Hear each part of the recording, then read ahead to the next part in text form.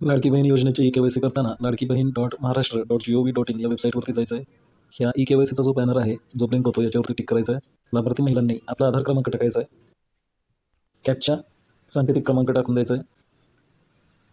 आधार प्रमाणीकरणासाठी संमती द्यायची आहे. मी सहमत आहे टिक करा आणि OTP पाठवायला टिक करायचं आहे. आधार लिंक्ड मोबाईल नंबरवरती OTP येईल. OTP टाकून द्यायचा आहे. OTP टाकून द्यायचा आहे आणि सबमिट करायला टिक करायचं आहे. वडिलांचा किंवा पतीचा आधार क्रमांक टाकायचा आहे. आपल्या आधारवरती वडिलांचं नाव असेल वडिलांचा आधार नंबर, पतीचं नाव असेल पतीचा आधार नंबर टाकायचा आहे. ॲपच्या सांकेतिक क्रमांक बघून टाकायचा आहे. आता वडील किंवा पती यांच्या आधार प्रमाणीकरणासाठी संमती द्यायची आहे. मी सहमत आहे टिक करायचं आहे. OTP पाठवायचा आहे.